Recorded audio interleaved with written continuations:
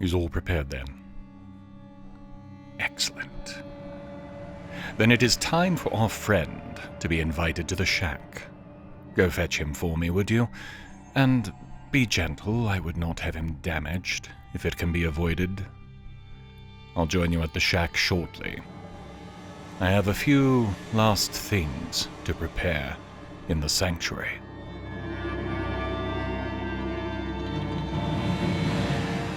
What is the music of life? Silence, my brother.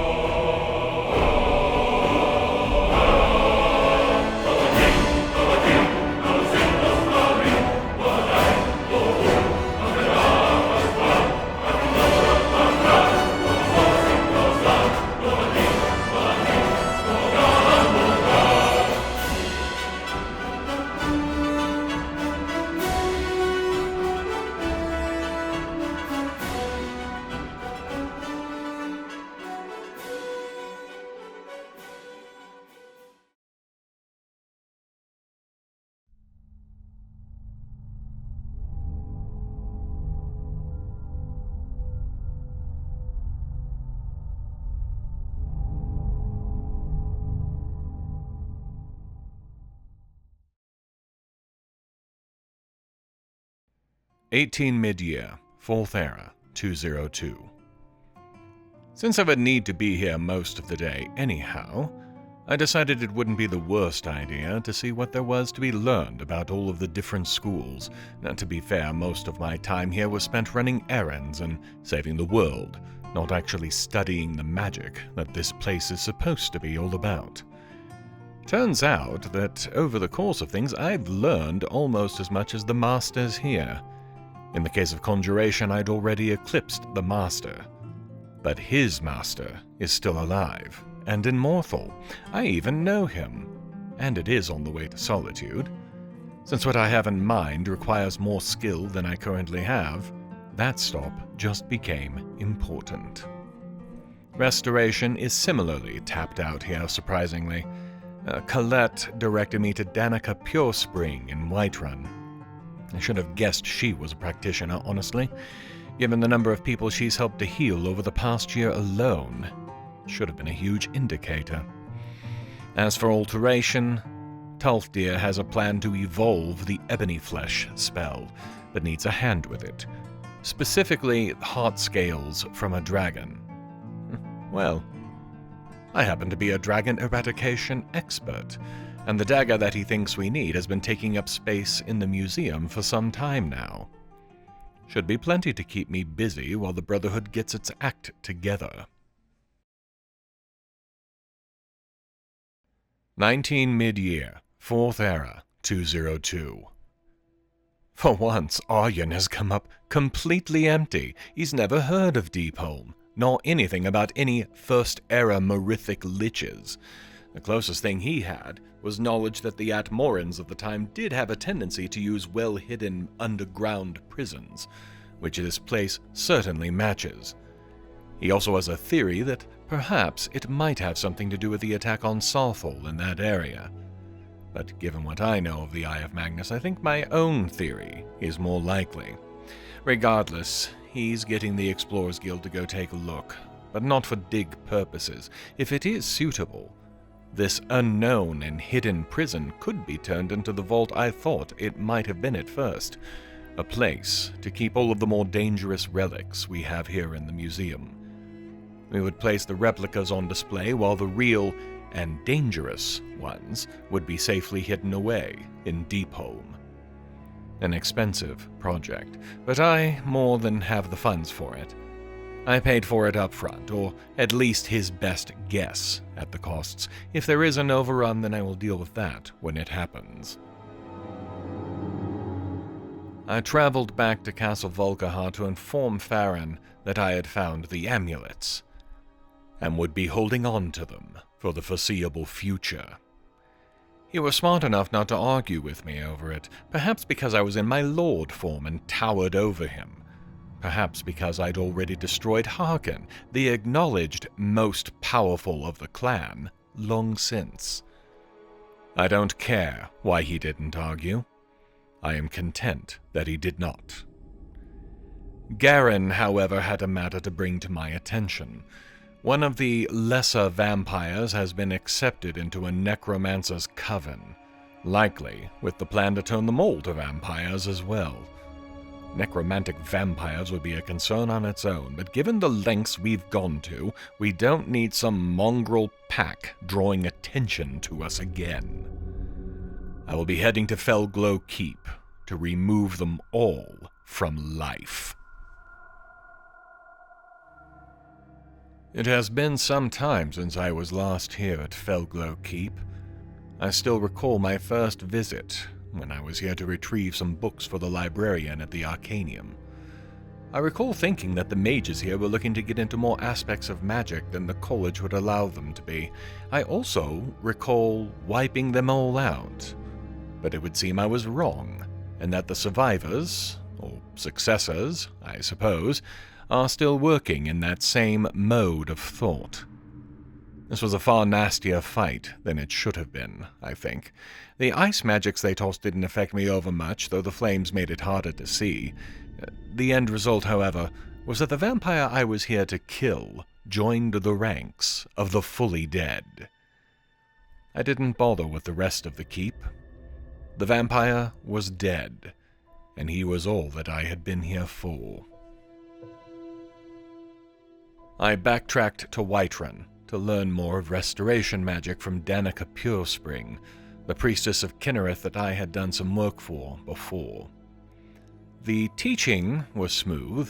She has a natural talent for it, plus a genuine care for others that powers her own understanding of the magic she uses. I can admire it, I think. Passion for what you do should be important. Which is not to say that I could follow her path. I've long since determined that. She didn't seem to be aware of my vampiric nature, which is likely for the best as well. I can't imagine she would teach someone who feeds on the people she tries to heal. Once I had learned all I could from her, I was back on my horse. Winterhold's masters have a few more things to teach me, and with luck, I'll encounter a dragon along the way to meet that requirement for Tulfdir. I caught Colette as she was completing a lecture in the Hall of Elements. She was surprised to see me so soon, but when I demonstrated what Danica had taught me, she could hardly deny my apparent mastery of the school. She, however, readily admits that she is not the true master of restoration at the college. That honor is reserved for someone that I would never have expected. The last time I saw the augur, it was to give the information I needed, and that was the extent of our interaction. Now it seems he will be waiting for me, and will test my dedication to restoration. Though how, Colette did not say. I suppose that a trip back into the Midden is now in order, after I talk to Finnis and see what I may learn in conjuration. Finnis was equally surprised to see me. As I have not previously, I will continue not to name the mage in Morthal that is both his old master and my own one-time savior. My mastery of conjuration is now all but complete, and the touch of his master in how I do my conjurations cannot be denied. The final step, he says, is to prove true dominance over one of the most dangerous conjurations there is. In a place prepared atop the Hall of Attainment, I am to summon and force an unbound Dremora to serve me. I am inclined to wait until after dark to attempt this. I would not have my weakness to the sun be the determining factor in this trial. In the midden, I followed the path to the auger once again. The door that I had once had to talk my way through opened before I lifted a hand, and the augur was expecting me, as Colette had said he likely would be. Given he's a part of the college in a way that none understand, this only makes sense. His test for me, however, it was brutal. Some might say barbaric, but if one wants to test one's skill in restoration, a school primarily dedicated to healing, then I suppose that this is certainly a way to be certain of it. The augur created a small pool of light that, when I stood within it, took all of my weapons, armors, potions, everything else. I had only my magic. When the three ghosts appeared and began to beat on me, I must admit I had a moment of doubt. Fortunately, my skills in healing saw me through, though it was a nearer thing than I would have wanted it to be. I stood and took all they could give me, my restorative magics maintaining my life, and then it was over. The augur said nothing as I departed, a new master spell in my mind. I will return to Colette to see if there are other spells she can now make available to me before I prepare for my conjuration trial tonight. Once the sun had dipped below the horizon, and I felt my full strength return, I was ready to begin my summoning atop the Hall of Attainment. The first flows of power were nigh addicting as I wove the power as I had been shown and released it. In a blaze of purple and black flame, the Dremora I had summoned appeared. It was less than pleased, and after calling me names a bit, tried to kill me. Unsurprising, as was my victory as I banished it back to Lord Dagon's realm. A second time I summoned it, and the vitriol and hatred was even stronger, as one might imagine.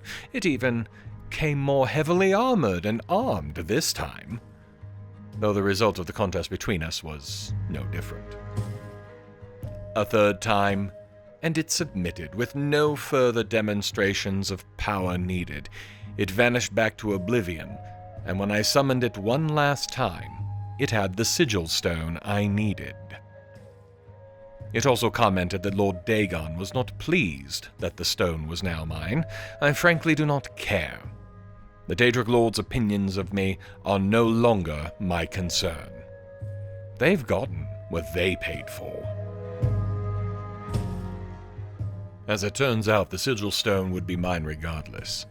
I'm not sure what Finis was looking for when he gazed into it, but he claims he found it and returned the stone, as well as a few spells that are reserved for the true masters of the discipline. Suddenly I find that I am an acknowledged master of 4 of the 5 main schools of magic. The 5th only awaits the next time a dove decides that I am supposed to be its lunch. This is surprising to me, as I had not really thought I was using magic that much. It will, however, give me greater power than I think I gave it credit for when I first arrived at the college. Power never gets old, I think.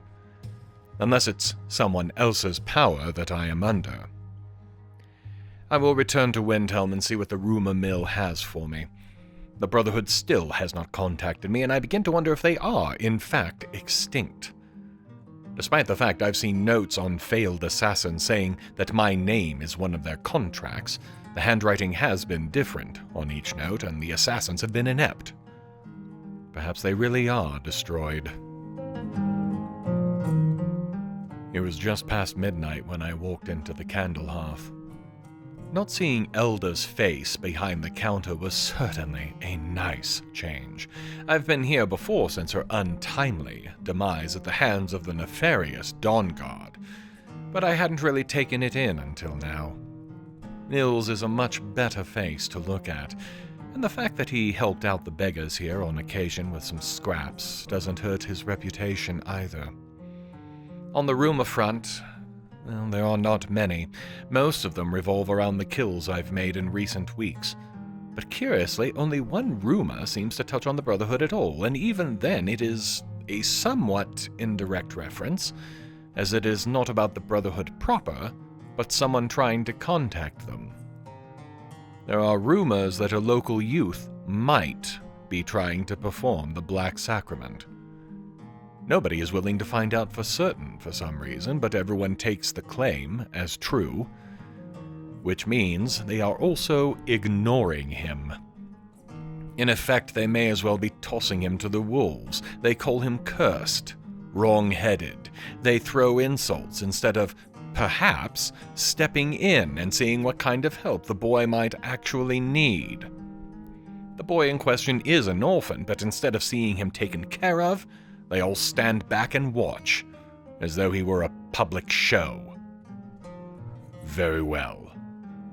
If they will not step in, I will, and if it helps me to contact the Brotherhood, assuming they exist, which is doubtful given how long this boy seems to have been performing the rite, then so much the better. 20 Midyear, 4th Era, 202. It was just after midnight when I picked the lock and entered the Aretino residence. I know of young Aventus. His father had been a member of the Stormcloak Rebellion and died early on in the war before I had left Windhelm. His mother, well, she just wasted away after that. By the time I was truly fed up and left Windhelm, Aventus had been gone for at least a month, sent off to Honor Hall in Riften. And now he's back here, where he shouldn't be. Doing things he likely should not be.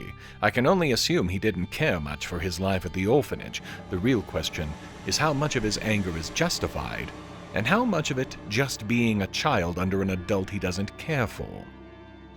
When he saw me, he didn't recognize me, and I'll have to give him credit for his dedication to the sacrament. He never gave me a chance to speak, really. He just gave me the contract he wanted to give to the Brotherhood. Which means, I suppose, that I am now on the hook for this. Possibly. I'll check into Riften's orphanage tomorrow, see how things stand there. If there are no concerns, then I will return and explain to the boy that I was no member of the Brotherhood, and then see how things go from there. If there is, however, well, I do have the skills needed to make this problem go away for him. The situation at Honor Hall was not exaggerated. My inquiries about Grelod the Kind were usually greeted with a snicker, but no real explanation for why they laughed. Finally, fed up with the dodging of my questions, I went to the orphanage itself and saw for myself, firsthand, the kind of person that Grelod is. Why would anyone put such crone in charge of young children? Now, I will grant you that the world is not wine and roses. I have seen plenty of evidence of that in the last year by itself, to say nothing of my years on the streets. Perhaps Grelod thinks she is being kind to these children by preparing them for the world. Even that being so, the way she treats the children is abhorrent. Discipline is a must, yes, but beatings as a baseline punishment? The removal of all hope from their lives by telling them that nobody wants them? No, I can see what Aventus was talking about. Speaking with Grelod's assistant, Constance, only made Grelod's character even more apparent. My decision is made. Grelod the Kind will die. The only question is how I will do it. I spent the remainder of the daylight hours at Honeyside, considering. The short time I had spent at Honor Hall presented me with options, and I needed to ponder on the ups and downs of several of them. Option 1. A straightforward murder. This would mean sneaking into the orphanage at night and using any of several means to kill her in her sleep, ranging from draining her dry, which I decided against as I was sure her blood would only poison me, to a dagger across her throat. Quick, easy, but difficult to escape from if she cries out. Option 2. Poison. Even in my short time there, it was clear that she was a heavy drinker. Her wine bottle wouldn't be hard to get to, and the poison would detach me from the events nicely. There are plenty of people who might be suspected, but I would be unlikely to be one of them. Assuming that anyone even tries to figure out who killed the old bat, which is unlikely from what I've seen. Option 3. Lure her away from the building and give her a shove. I doubt the old hag can swim anymore, and introducing her to the Riften Canal would also be a way to distance myself from the situation at Honor Hall, though I would need to be careful about not being seen to do it. After weighing them all, the option I selected was really the simplest and the least dangerous to me personally. I arrived at the orphanage just before sundown, and announced that under my authority as a Thane of the Rift, I was performing a surprise inspection of the building due to complaints. You can imagine how irritated that should have made Greylord, but instead of being irritated, she actually looked afraid. Not something I had expected, so I made a show of the inspection. I noticed something about the children I hadn't before. Bruises around the wrists, heavy bruising, actually. The kind usually resulting from physical restraint. That was when I noticed a double door set that I had presumed to be a closet. My sudden interest in those doors had her even more scared. And when I opened them, I got my answer. She wasn't just beating these children. She was chaining them to the wall in a form of solitary confinement. I was outraged, of course. I pulled the old woman into her rooms to speak with her privately. I think I made a decent show of claiming that the guard would be by to take her into custody. Enough so that she tried to bribe me, but that was never going to work. While she was distracted, I slipped a poison into her wine and promised to be back shortly with the guard. Certain that Greylord would take a heavy drink of that wine to steady her nerves, I only got as far as the eating area of the building before I stopped and turned around to watch for a moment. I was not disappointed. Greylord had already gone for her wine bottle and was taking a very long and very unhealthy drink straight from the bottle. In the darkened room, it wasn't hard to hide my small smile. I know my poisons, especially ones I've brewed up myself. It was a quick-acting, relatively painless one. The key word here is relatively. Given what I had seen, I didn't feel too bad about ensuring that her last moments were at least moderately uncomfortable. She staggered from her room, her throat already closing up and preventing her from making more than a whimper of distress. Greylord dropped to the floor in the middle of the common room, in front of the children and Constance. The young woman was shocked to her core and, unsurprisingly, told me to get out and call the guard in, which I gladly did. Once they start investigating, I think they will find that, faced with the charges and the jail time Greylord was about to receive for her mistreatment of the children, she poisoned her own wine and committed suicide. A tragedy, to be sure, but not unsurprising. And certainly not a deliberate murder, which is all the better. Now to inform the young man in Windhelm. Greylord the Kind, mistress of Honor Hall Orphanage, is dead. Why do I feel like there should be something more on the end of that statement?